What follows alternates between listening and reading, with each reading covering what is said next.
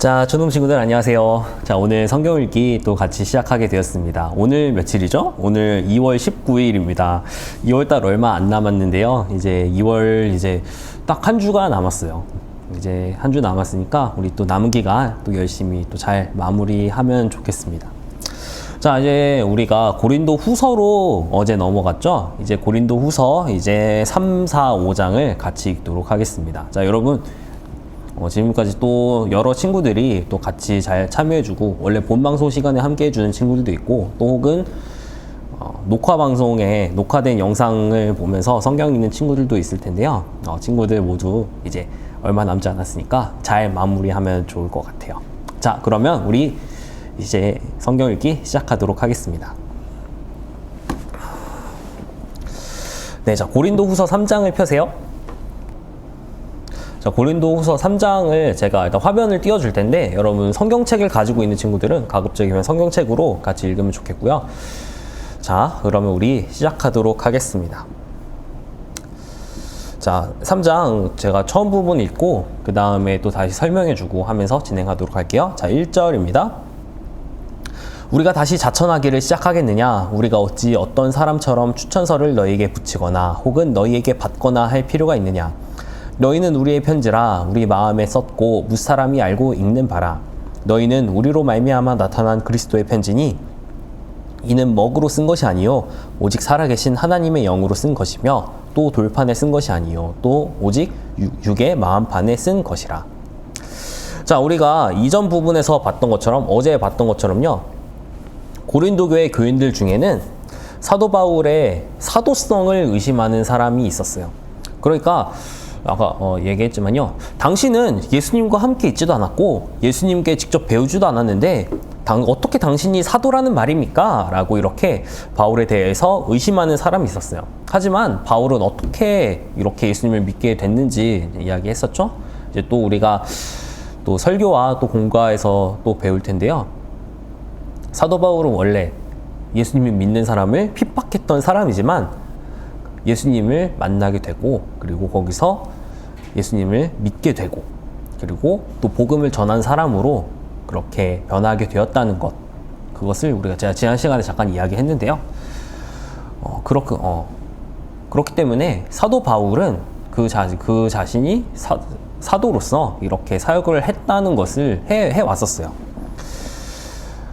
근데 이 당시에 여러 지역을 돌아다니면서 복음을 전하는 전도자들은 추천서를 가지고 있었어요. 그래서 이 추천서를 가지고 교회에 방문하면 잠시 머물 곳을 제공받을 수도 있었고 또 식사나 또 모임 자리에서 말할 수 있는 기회를 얻을 수 있었는데요. 그런데 고린도 교회의 일부 교인들은 바울이 이 추천서가 없다며 바울을 비난하곤 했어요. 근데 바울은 자신이 고린도 교회를 직접 세웠기 때문에 그런 추천서가 필요가 없고, 사실 사도 바울 자신이 사도이기 때문에 필요가 없기도 하지만 고린도 교회를 직접 세웠기 때문에 필요가 없으며 도리어 고린도 교회 교인들 그 자체가 추천서이다 라고 그렇게 이야기를 합니다. 자, 계속 읽을게요. 우리가 그리스도로 말미암아 하나님을 향하여 이 같은 확신이 있으니 우리가 무슨 일이든지 우리에게서 난 것 같이 스스로 만족할 것이 아니니 우리의 만족은 오직 하나님으로부터 나느니라. 그가 또한 우리를 새 언약의 일꾼 되기에 만족하게 하셨으니 율법 조문으로 하지 아니하고 오직 영으로 함이니 율법 조문은 죽이는 것이요 영은 살리는 것이니라. 돌에 써서 새긴 죽게 하는 율법 조문의 직분도 영광이 있어 이스라엘 자손들은 모세 얼굴에 없어질 영광 때문에도 그 얼굴을 주목하지 못하였거든. 하물며 영의 직분은 더욱 영광이 있지 아니하겠느냐. 정주의 직분도 영광이 있은즉 의의 직분은 영광이 더욱 넘치리라. 영광 되었던 것이 더 큰 영광으로 말미암아 이에 영광 될 것이 없으나 없어질 것도 영광으로 말미암았은즉 길이 있을 것은 더욱 영광 가운데 있느니라. 우리가 이 같은 소망이 있으므로 담대히 말하노니. 자, 여기서부터는요, 12절부터는요, 바울은 모세의 율법 사역과 자신의 또 복음 사역을 비교하면서 설명을 해요. 그렇죠? 아무래도 우리가 알고 있다시피, 그렇죠?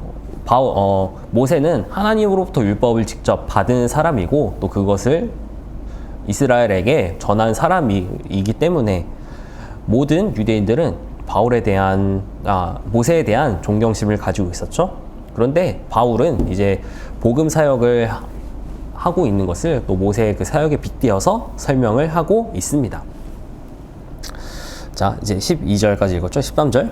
우리는 모세가 이스라엘 자손들에게 장차 없어질 것에 결국을 주목하지 못하게 하려고 수건을 그 얼굴에 쓴 것 같이 아니하노라.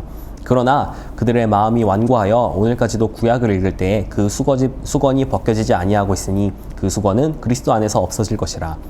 오늘까지 모세의 글을 읽을 때에 수건이 그 마음을 덮었도다. 그러나 언제든지 주께로 돌아가면 그 수건이 벗겨지리라. 주는 영이시니 주의 영이 계신 곳에는 자유가 있느니라. 우리가 다 수건을 벗은 얼굴로 거울을 보는 것 같이 주의 영광을 보매 그와 같은 형상으로 변화하여 영광에서 영광에 이르니 곧 주의 영으로 말미암음이니라. 아멘. 자, 3장 18절까지 조금 짧은 분량이죠. 자, 이제 4장 넘어가도록 하겠습니다. 자, 4장 1절부터 6절까지 먼저 읽고 제가 한번 내용 정리를 해줄게요. 자, 4장 1절. 자, 준비됐죠? 1절부터 읽을게요. 그러므로 우리가 이 직분을 받아 긍휼하심을 입은 대로 낙심하지 아니하고 이에 숨은 부끄러움의 일을 버리고 속임으로 행하지 아니하며 하나님의 말씀을 혼잡하게 하지 아니하고 오직 진리를 나타내므로 하나님 앞에서 각 사람의 양심에 대하여 스스로 추천하노라. 만일 우리의 복음이 가리었으면 망하는 자들에게 가려진 것이라.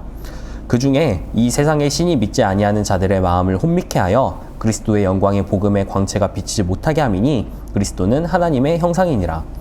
우리는 우리를 전파하는 것이 아니라 오직 그리스도 예수의 주 되신 것과 또 예수를 위하여 우리가 너희의 종된 것을 전파함이라. 어두운 데에 빛이 비치라 말씀하셨던 그 하나님께서 예수 그리스도의 얼굴에 있는 하나님의 영광을 아는 빛을 우리 마음에 비추셨느니라. 자, 1절부터 6절까지 내용을 통해서 사도 바울은 이 앞에까지의 내용을 한번 정리하고 있습니다. 그래서 자신의 사도직이 하나님의 긍휼, 즉 은혜에 의한 것임을 밝히고 있어요. 또 바울은 인간의 추천서가 아니라 진리를 나타내는 자신의 사역 때문에 떳떳하게 자신을 내세울 수 있다는 것을 말하고 있습니다. 자, 이제 7절 읽을게요. 우리가 이 보배를 질그릇에 가졌으니 이는 심히 큰 능력은 하나님께 있고 우리에게 있지 아니함을 알게 하려 함이라. 우리가 사방으로 우겨쌈을 당하여도 쌓이지 아니하며 답답한 일을 당하여도 낙심하지 아니하며 박해를 받아도 버린 자 되지 아니하며 거꾸러뜨림을 당하여도 망하지 아니하고 우리가 항상 예수의 죽음을 몸에 짊어짐은 예수의 생명이 또한 우리 몸에 나타나게 하려 함이라. 우리 살아있는 자가 항상 예수를 위하여 죽음에 넘겨짐은 예수의 생명이 또한 우리 죽을 육체에 나타나게 하려 함이라. 그런즉 사망은 우리 안에서 역사하고 생명은 너희 안에서 역사하느니라. 기록된 바 내가 믿었으므로 말하였다 한 것 같이 우리가 같은 믿음의 마음을 가졌으니 우리도 믿었으므로 또한 말하노라. 주 예수를 다시 살리시니까 예수와 함께 우리도 다시 살리사 너희와 함께 그 앞에 서게 하실 줄을 아노라. 이는 모든 것이 너희를 위함이니 많은 사람의 감사로 말미암아 은혜가 더하여 넘쳐서 하나님께 영광을 돌리게 하려 함이라. 자, 여기 7절부터 15절까지 내용을 보면요, 보배와 질그릇의 비유가 등장을 하고 있어요. 자, 보배는 뭐죠? 말 그대로 보석이죠. 빛나는 것을 의미해요. 근데 이것은 뭐냐면요, 우리가 고린도 후서 앞부분을 보면 주의 영광, 진리, 복음 이런 것들을 이제 보배에 빗대어서 사도 바울이 표현하고 있는 거예요. 그러면 본문에는 이 보배가 질그릇에 담겨 있다고 해요.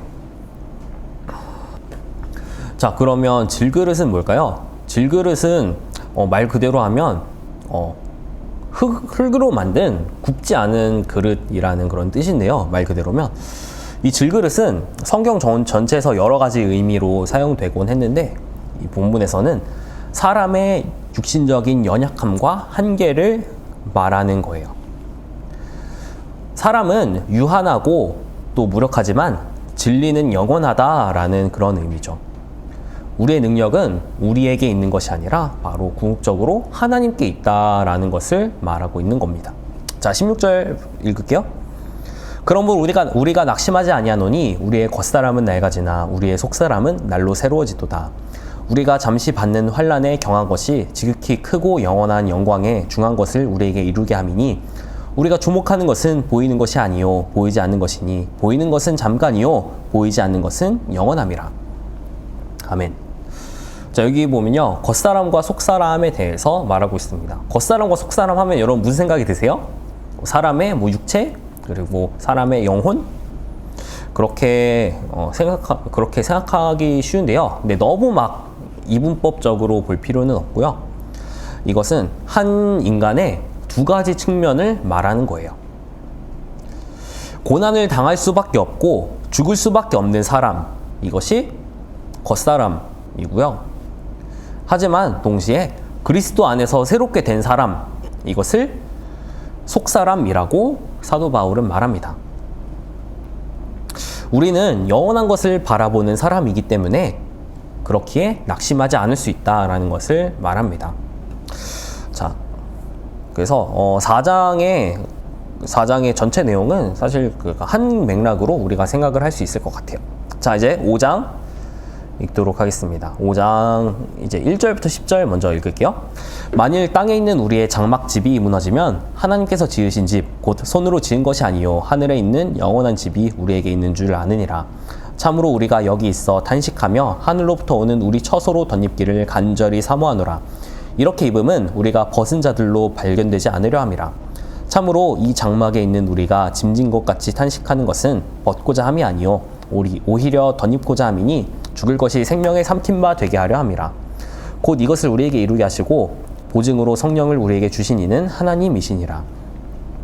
그러므로 우리가 항상 담대하여 몸으로 있을 때에는 주와 따로 있는 줄을 아노니 이는 우리가 믿음으로 행하고 보는 것으로 행하지 아니함이로라. 우리가 담대하여 원하는 바는 차라리 몸을 떠나 주와 함께 있는 그것이라. 그런즉 우리는 몸으로 있든지 떠나든지 주를 기쁘시게 하는 자가 되기를 힘쓰노라. 이는 우리가 다 반드시 그리스도의 심판대 앞에 나타나게 되어 각각 선악간에 그 몸으로 행한 것을 따라 받으려 함이라. 자, 이거 여기 처음 부분을 보면요, 그 집의 이미지를 사용해서 사도 바울은 땅에 있는 장막과 영원한 집을 비교하고 있어요. 그래서 앞 구절에 이어서 우리가 이해하면 될 것 같아요. 겉사람과 속사람, 이런 것들 우리가 아까 봤죠? 겉사람과 속사람, 또 보배와 질그릇, 이런 것들에 또 이어서 또 생각할 수 있을 것 같아요. 근데 9절부터 10절을 보세요. 한번 열어보세요. 정말 중요한 것은 뭐냐면요, 우리가 어떤 상태에 있게 된다 하더라도 하나님을 기쁘시게 하려는 결심이 있어야 한다라는 것을 말하고 있습니다. 자, 이제 11절부터 계속 읽을게요. 자, 우리는 주의 두려우심을 알므로 사람들을 권면하거니와 우리가 하나님 앞에 알려졌으니 또 너희의 양심에도 알려지기를 바라노라. 우리가 다시 너희에게 자천하는 것이 아니요 오직 우리로 말미암아 자랑할 기회를 너희에게 주어 마음으로 하지 않고 외모로 자랑하는 자들에게 대답하게 하려 하는 것이라. 우리가 만일 미쳤어도 하나님을 위한 것이요 정신이 온전하여도 너희를 위한 것이니 그리스도의 사랑이 우리를 강권하시는도다. 우리가 생각하건대 한 사람이 모든 사람을 대신하여 죽었은즉 모든 사람이 죽은 것이라. 그가 모든 사람을 대신하여 죽으심은 살아있는 자들로 하여금 다시는 그들 자신을 위하여 살지 않고 오직 그들을 대신하여 죽었다가 다시 살아나신 이를 위하여 살게 하려 함이라. 그러므로 우리가 이제부터는 어떤 사람도 육신을 따라 알지 아니하노라. 비록 우리가 그리스도도 육신을 따라 알았으나 이제부터는 그같이 알지 아니하노라. 그런즉 누구든지 그리스도 안에 있으면 새로운 피조물이라. 이전 것은 지나갔으니 보라 새 것이 되었도다. 모든 것이 하나님께로서 났으며 그가 그리스도로 말미암아 우리를 자기와 화목하게 하시고 또 우리에게 화목하게 하는 직분을 주셨으니 곧 하나님께서 그리스도 안에 계시사 세상을 자기와 화목하게 하시며 그들의 죄를 그들에게 돌리지 아니하시고 화목하게 하는 말씀을 우리에게 부탁하셨느니라. 그러므로 우리가 그리스도를 대신하여 사신이 되어 하나님이 우리를 통하여 너희를 권면하시는 것 같이 그리스도를 대신하여 간청하노니 너희는 하나님과 화목하라. 하나님이 죄를 알지도 못하신 이를 우리를 대신하여 죄로 삼으신 것은 우리로 하여금 그 안에서 하나님의 의가 되게 하려 하심이라. 아멘. 자, 고린도 후서 전체의 핵심 내용이라고 이 부분은 많은 사람들이 이야기를 하고 있어요. 바울은 고린도 교인들에게 하나님과 화목하고 또 그들의 사도인 자신에게 마음을 열라고 그렇게 말하고 있는 부분입니다. 자, 오늘 성경 읽기, 오늘 확실히 성경 본문이 짧으니까 또 금방 또 마무리 되는 것 같아요. 자, 이렇게 또 이번 주 성경 읽기 또 마무리 하도록 하겠습니다. 또 이제 또 다음 주에 이제 남은 부분들 계속 읽을 텐데요. 또 잘 참여해 주면 좋겠습니다. 잠깐 기도할게요. 하나님 아버지 감사합니다. 또 우리 친구들과 함께 오늘 성경 읽기 함께 했습니다. 또 주님을 알아가는 지식, 지혜, 그리고 그 주님의 마음 또 우리 친구들 가운데 더욱더 자라나도록 주님 도와주시고 함께 해주세요. 예수님의 이름으로 기도합니다. 아멘. 자, 우리 친구들 다음 주 화요일 날 만나도록 하겠습니다. 안녕!